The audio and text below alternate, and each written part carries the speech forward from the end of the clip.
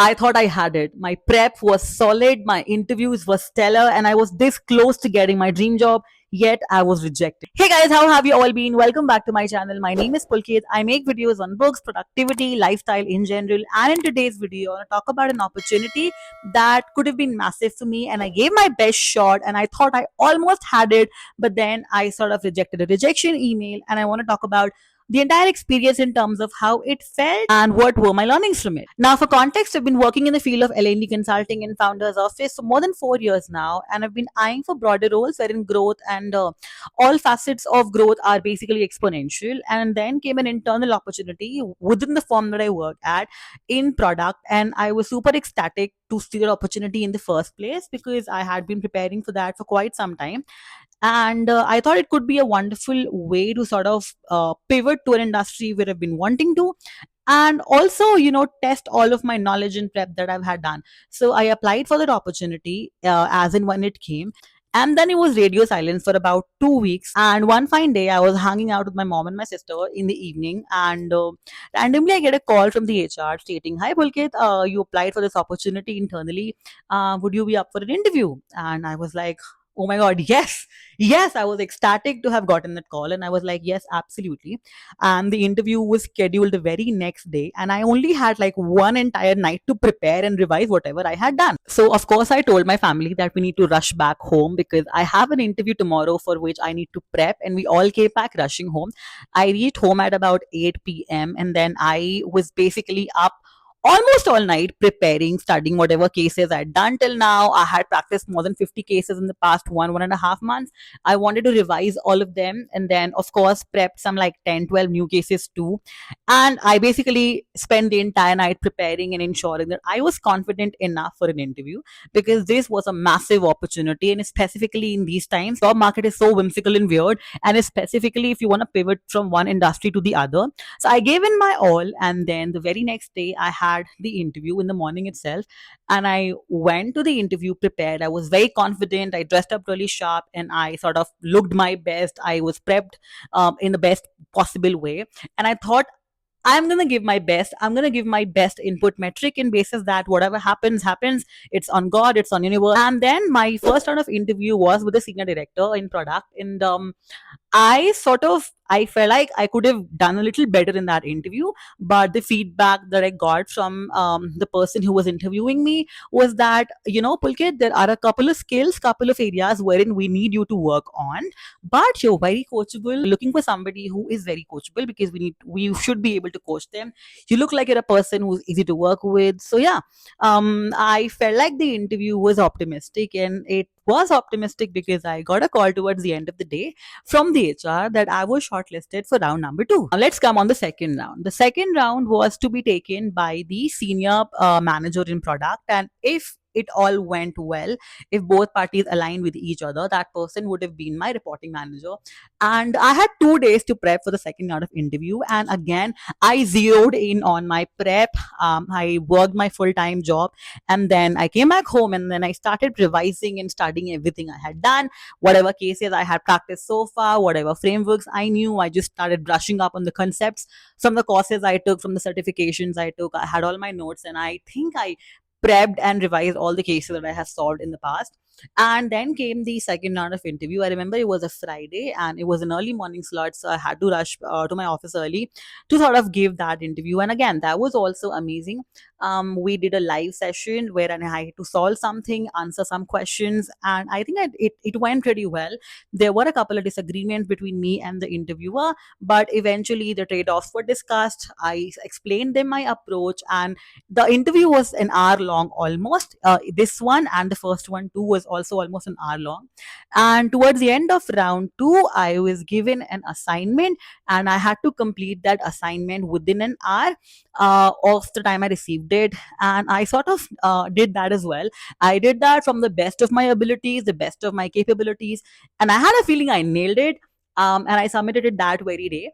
And yeah, I after that I was just to wait for the results. Now I'm sure people who are in the quest of applying for their dream jobs, or maybe applying for a job, or people who are unemployed and maybe just looking for a role, who are freshers who are looking for a role, I'm sure they'll all agree to the fact that once you've applied to so many jobs and the results are not positive, you're getting rejections every now and then, you become indifferent to it. It doesn't bother you anymore, it doesn't affect you anymore. In fact, it feels surprising when something optimistic has happened. Now, at least I was like that. I had become so indifferent to rejection ki I was like, I'm gonna try, I'm gonna apply, whatever happens, happens. I had stopped bothering about rejection at all. It did not make me feel worse or sad in any way. But this rejection felt so personal to me because I had almost reached there. I was done with the final rounds. I felt like I had nailed all my interviews, but I could not get it. And then I sulked in my room for about 24 to 48 hours.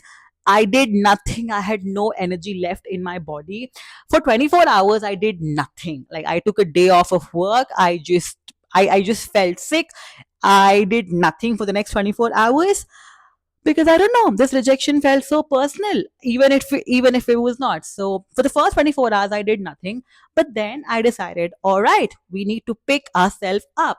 So the next day, I DM'd the hiring manager, the person who took my second round of interview, and I basically asked them, "Hi, would it be possible for you to give me feedback and tell me what went wrong and where could I improve? So in case an opportunity like that comes up again, I just want to make sure that I work on those areas." And the hiring manager was super nice. He immediately responded to me stating, "Hey Pulkit, let's get on a call and I'll just take 15 minutes of your time and let's get on a call and discuss whatever feedbacks I have and how can I help you with this." And I was so ecstatic because I did not expect a response per se. I thought maybe they'll just, send in some generic stuff, but they did not. They told me to sort of block certain amount of time, and I did that. And the conversation with that person, with the hiring manager, changed my entire perspective towards this rejection. And I realized what is it that I need to work on, and I just want to share that with all you guys right now. Learning number one: have a proof of work if you're transitioning from one field to another, or you're pivoting from one field to another. Now, in my case, because it was an internal role, it was a bit easier for me to showcase my transferable skills via my resume and my interviews. I was able to showcase the kind of skills I already possess, and also describe that I do possess a perpetual quest for learning, and I would be able to bring that to the new role. And I was able to demonstrate that. However, if I had a proof of portfolio, maybe some sort of case studies that I work on, it would have been a little bit better, because then the other party would be more comfortable in taking me, because then that way they wouldn't have to worry about the fact that I might not perform after a point of time. Because again, I am thinking from my perspective, but if you think from the hiring manager's perspective, if they are going to take somebody who's pivoting from one field to another, they need to be absolutely sure that this person can work, and it's fair because it is a risk at their part. Now, because I was applying to a product role, he gave me wonderful techniques, tips, and sort of resources that I could work on, and I could create my portfolio. He also told me that the assignment that was given to me, some things like that, case studies like that, compiled in one format, could also act as a wonderful portfolio. So, learning number one: always have a proof of work in some form, if possible, attached to your resume, that could demonstrate that you do possess that qualities, and you're less of a risk basically. Learning number two: rejection is just redirection. So he told me that, Pulkit, we've taken 3 rounds of interviews for you. So that clearly means that you've got something. The only caveat was that when we had to make a decision between, let's say, 2 or 3 people, um, we just had to go with somebody who had a bit more experience, a bit more direct experience with what we expected. And that is absolutely fair. But the learning that I got from this was that, a lot of times we tend to take rejection personally. It's not that we're not good enough, just that there was somebody else who was better suited for the role. And that is absolutely okay. It has nothing to do with our capabilities, what we bring to the table, but the fact that there might be somebody who's just better suited. So rejection is nothing but some sort of redirection, and what we can do is what is in our control basically, and it's take up the learnings from one interview, take up the learnings from one opportunity, and basically bring in the next one. Point number three, take the assignments given to you during the interview as learning opportunities. Now, I know it's debatable, and a lot of people don't agree with the concept of doing assignments in interviews, but as someone who was trying to pivot from one field to another, assignments are an amazing way of learning. It's also a learning opportunity for me as an interviewee because I got to know what kind of assignments I can expect if I am applying for these roles. And I can take up those assignments and maybe tweak them a little bit and then make them as case studies and also make them a part of my portfolio. Think of those assignments not as a bottleneck, but as something that's going to prepare you for interviews, for opportunities. And if this one works out, great. If it doesn't, they're preparing you for the next one. So, if you've been rejected from an interview, from a job that you really, really wanted, I see you, I feel you, I hear you, I understand you. But what I want to tell you is that we cannot let those setbacks stop us because no's, there could be a thousands of no's, but we just need one yes, and it's a matter of probability. The more we try, the more chances of us getting selected are.